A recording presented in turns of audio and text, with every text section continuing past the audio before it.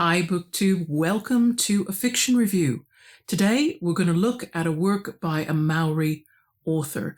My first Maori author, although as I've discovered, Google has a way of shaming me. When I looked up Maori authors, there are many that I need to get to know better. But you have to start somewhere, and so that's where we're starting. Stay tuned.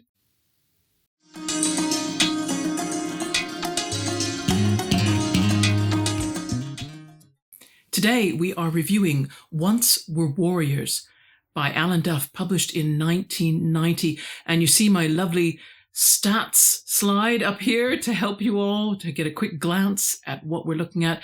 This is a work of contemporary Indigenous fiction. It's also a redemption story.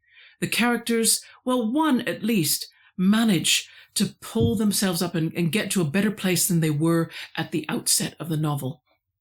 I paid £6.27 for my Kindle copy back in September 2023. I know that I bought this because a booktuber recommended it, but I cannot remember who. I'm taking better notes now to try to make sure I can always tell you who recommended, and of course thank them, because I would never have discovered this book otherwise. Now you can see the prices up there for the Kindle versions and the print versions in the UK. And the cheapest online copy that I found was £3.24 for shipping within the UK, and that includes delivery. And this is our lovely slide with author information. So Alan Duff was born in 1950 in New Zealand. He had a Maori mother and a European father. His parents separated when he was 10, and he went to live with a Maori aunt and uncle. And from there, his childhood, and he's quite frank about this. I will have a link in my description box where he gives interviews, and he'll tell you his childhood was interesting. He was expelled from his high school, became a runaway. He ended up in a boys' home. And then when he was 15, he was in a borstal after assault and breaking and entering charges. And he did go to the UK, where he said he messed up, but he grew up. And then came back to New Zealand, and he ran various businesses on his own, and he began to write in the early 1980s. His first novel was a thriller. It was rejected. In fact, he burned the manuscript, maybe a bit harsh. And then he began a second manuscript, which became Once Were Warriors. And that had an immediate impact from the time it first came out. Alan Duff continues to be a regular newspaper columnist in New Zealand, and he's also the founder of the charity Duffy Books in Homes, which ensures that households, which particularly Maori households in New Zealand, where there might not be enough income to afford books as well as necessities, and he makes sure that children get their own collection of books. Let's talk about the setting for this book so you can get an idea what to anticipate if you want to read. It's set in Pine Block. Now, Pine Block is a fictitious government-funded housing project where Maoris live, and it's in the neighborhood of, it's a neighborhood within the town of Twin Lakes, which is also fictional. And chapter 1 makes an offhand comment about winning the lotto and how that's a new craze. So according to my research, that means that the novel is set somewhere around 1987. And we are coming into the novel from a point of view that for those of us who are European, it's going to feel very different. And that's because white New Zealand in this novel is another world. It's another world out there, far away, like another planet. All the major characters are members of one family, Jake Heke, his wife Beth, and their children. And they describe and evaluate what happens to them as Maori, living in a Maori community and their neighbors. And in one way or another, pretty much all the people in the book want to change. They all want to escape, but they're struggling to find ways to do that. And the setting exerts a pressure. Beth Heke, who's the wife of Jake, she spends a lot of time describing the neighborhood she lives in, and you can therefore get details of the poverty, of the alcohol and drug abuse, the violence, the oppression, the difficulty that children have growing up in that environment, and how likely it is that they're simply going to repeat the pattern of the lives that they see around them. And so the setting itself really exerts a pressure on all the characters, and it's a pressure they have to try and find a way to fight against if they want to begin to change. And when motivation can't hold out, it gets replaced by frustration. And that frustration, it creates motivation of a different kind, and sometimes a destructive motivation. And that drives a lot of characters to do things that instead of helping them to change and move forward, it actually moves them backward. And so Alan Duff's book is showcasing that deadly reinforcing cycle that can happen in communities where people feel alienated and isolated by poverty, lack of education, lack of skills, and how that repeats itself and carries on through the ongoing generations. The narrative viewpoint is first person, but it's a first person narration that shifts from character to character, sometimes in the middle of a chapter, but normally it's a chapter break where the shift occurs, so you understand, you can refresh your mind and work out which character you're looking out through the eyes of, if that makes sense. And it is a stream of consciousness narration, but I'm going to talk about that more. It's not like other stream of consciousness novels that you might have encountered and you might have found intimidating. The characters, let's talk about the principal characters in the book. They are the Heke family. They're Jake, his wife Beth, daughter Grace, son Nig, son Boogie. These are the focal characters. Other people, other Heke children, the neighbors, the regulars at McClutchy's bar, members of the Brown Fist Gang, owners of the Chinese Takeaway, their importance is only how they interact with the Heke family and how they affect those focal characters. And dominance, we're going to talk about dominant, non-dominant characters. That's an issue in this novel. Dominance is a contest between the focal characters. Beth and Jake have different opinions about how the life that they both hate could get better. Jake externalizes the problem, right? He blames others and he needs an external enemy to fight because the only effective action he understands is violence. Now, Beth sometimes blames others. She does the external thing too, but there's a part of her that wants to own the problem herself, a part of her that wants to see what she could do if she took charge herself. She doesn't have an easy time, however, when she does try to resist the downward pull of old habits. Then sometimes her actions, they threaten Jake with his paradigm of helplessness and entitlement from others. And their children are caught in the middle of this conflict between them. And they, of course, have their own desire to escape. But watching their parents fail over and over again is difficult, and it causes them to make bad decisions. Basically, Grace takes a decision to get out. Her choice is a shock and a jolt to the entire family. It pushes them apart, and then, more or less, but in ways you won't quite expect, it seems to also bring them back together. And because the characters are so poor and so marginalized, the novel is going to feel very, very claustrophobic, very shut in, like a room with the air running out. The residents of Pine Block, literally, they can't travel much, not on the roads, because very few of them have vehicles. There's very little public transport, and they also can't travel imaginatively. Beth Heke channels Alan Duff, really, when she talks in chapter 1 about the absence of books in Maori homes. Nobody has any books, so there's no chance even to understand the world outside of Pine Block. And there's a scene where a resident has their television repossessed. So again, even that source of outward information is sometimes not available to the residents because of their poverty. So I want to talk a bit more about the stream of consciousness writing, because Alan Duff was influenced by authors who use stream of consciousness, and he himself decided that's what he wanted to do. But the consciousness modeling, and I'm going to use that word, I like it better than stream of consciousness, because you cannot really reproduce consciousness with text, not truly. You always are choosing what part of it or in what way you want to represent. So I call it consciousness modeling, and that's what Alan Duff does. And it is effective in the novel. I think it's a really effective way for building sympathy with Maori characters. Most of the readers of the book are not going to be Maori. They're going to want to know, what does it feel like to be behind these eyes? How do we reason? What thoughts occur to us? How do we interact with the outside world? And you feel the pressure then as well. You feel the pressure from the neighborhood they're in. You want to give up trying as well. The demoralizing weight of all the poverty, of the lack of opportunity and the abuse. It wears you out as a reader. And I think the only way you can really feel that weariness and that burden is by sitting behind the eyes of the character and the way Alan Duff writes it.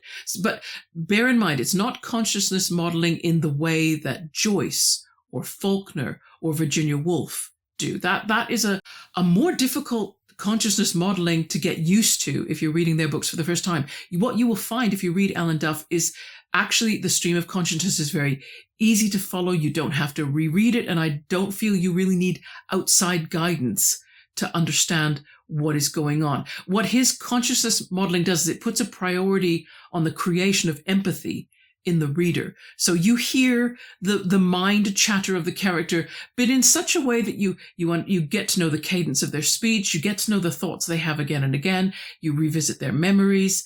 But I was never unsure of what I was reading, or never wondering, what's going on here? I don't really understand what they're talking about. It was always very clear. It was, and it made me feel like I was with the character intimately, and yet not at all confused. Very straightforward prose. Problematic Content. Once Were Warriors is a book that aims to show you the problematic content of the Maori community as it exists in New Zealand in the late 80s, early 90s. So you're going to see the social problems, the post-colonial social problems in New Zealand. So you have to be prepared, therefore, for depictions of graphic violence, of drug abuse, alcohol abuse, violence, domestic violence, child neglect and child abuse, all those things. I think you just understand by going into it that you're going to see a portrait of a part of society that we don't like to look at, but it's also a part of society that doesn't get a voice, or doesn't get enough of a voice. And Alan Duff wrote his book to give the Maori community and to make their problems more public, more well known. That being said, it's important to be aware that when the book came out, not all the Maori community were happy with the portrayal. And I had some moments where I thought, as I was reading the book, and maybe I need to read the sequel. There is a sequel, which I'll talk about when we come to related and follow-up reading. But Beth Heke is the character in the novel with the most uplifting story, the one who truly has a redemption story. And while I found it wonderful and I was really glad that it existed, and I'm sure that it's going to be helpful, nevertheless, I wasn't convinced that every person who lives in a community like the one that Alan Duff created fictitiously to show what's really happening amongst the Maori in New Zealand, I wasn't convinced that every person who was suffering from all that trauma could bring themselves up out of it the way Beth did. I felt that there would be a small number of people who could, and that's great because they would be available to help others. But I can understand why Once Were Warriors gets mixed reactions from the Maori community. Characters like Jake Heke and his son Nig, his daughter Grace, my impression from getting to know, living behind their eyes, was that they would need outside help and resources much more than even Beth could offer to find a way out of that pattern of thinking, of that pattern of behavior, of that destructive cycle. They would need outside help. Now, the good news is there are a lot of other Maori authors adding their voice to Alan Duff's. And again, when we get to the end of review, we'll talk more about those. Before we do, though, I want to go down a little rabbit hole. I want to address the title of the book, Once Were Warriors, which is, it's a concept that the Maori themselves, some individuals anyway, espouse that the Maori were once great warriors and had a reputation for being warlike. And of course, if you're a fan of International Rugby Union, you've probably watched the New Zealand All Blacks do the haka, which is a traditional Maori war dance. And yeah, it looks very aggressive. It looks like, wow.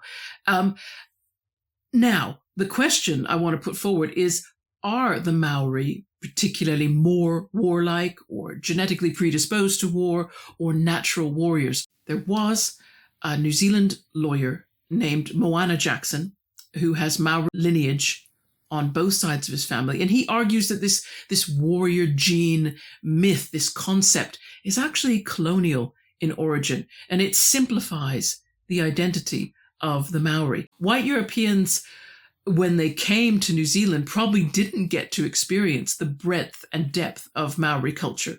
The inevitable aggression because of territorial conflict meant that white Europeans probably only did discuss Maori in terms of their ability to make war. And so Jackson wanted Maori to think about defining themselves with greater complexity. Remember that they were also gardeners and artists and lovers. And there are two examples that Alan Duff constructs in the novel to show how damaging this one-dimensional identity can be. One is the Brown Fists, which are a Maori gang. They're looking for recruits among the Pine Block kids to groom them with this one-dimensional idea that they must be tough and ruthlessly violent. And most of the violence just targets other Maori in the community, and it does nothing to improve the quality of life for any of the people there. And the Brown Fists effectively alienate themselves from their own community by considering the gang itself to be a separate tribe and forbidding the members to interact with their family or their neighbors or their friends. And the other character who demonstrates this narrow channeled view of Maori identity is Jake Heke. And he's a man he's built like a fighter. Yeah, he's good with his fists. You wouldn't mess with him. And so he identifies with that warrior idea. And this fixation, it shapes every single decision he makes and every thought he thinks. And so every problem is seen as a conflict where there must be someone external with whom he can fight and win the battle using violence. He has no other framework, and it limits him. He is the least successful character in terms of his story arc in the book, because this idea of always having to be fighting external battles with his fists, it sets him up for failure in situations like his relationship with his own wife, where violence simply isn't an option. For this review, there's going to be a lot of stuff in the description box. I really encourage everybody to go down and check it out. First of all, there'll be a link to the charity that Alan Duff founded, Duffy Books in Homes, because I was really inspired by the work that they're doing and just how many books they've gotten into households that wouldn't otherwise have them.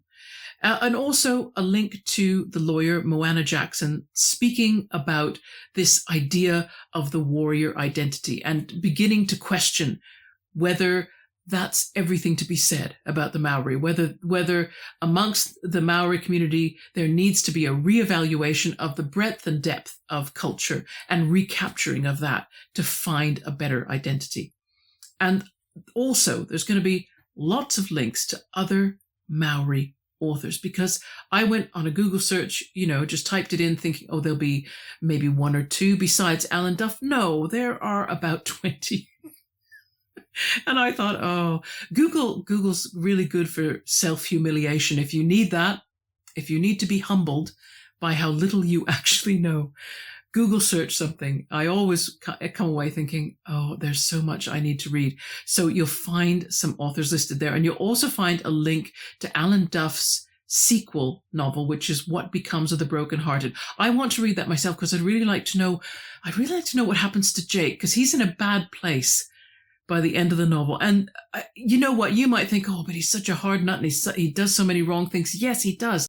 But he evoked so much sympathy in me. I so much wanted him to get it, to have something click in his mind and realize I need something different than this mindset that I'm in. But he really does need someone else's help for that. And I'm hoping that if I read What Becomes of the Brokenhearted, maybe I'll find a hope and a way forward for Jake Heke. And that's this review done. I'm hoping you can tell just by my general enthusiasm how much I enjoyed the novel. I really did. I think it is a short, dramatic, involving read where you really feel that you understand a group of people just a little bit better than you did before you read it. Next review. At the weekend, if I manage, you can see a book it's just above my head there, that white hardback, which is Ultra Processed People by Chris von Tulliken. I wanted to read that for a long time, and it's shocking me. And I think when we get to the review, you'll find some things that shock and surprise you as well. But until then, everybody have great reading, please. Whatever it is that you're looking into, I hope it's enjoyable. I hope it's edifying. I hope it's rewarding. And take care. Bye-bye.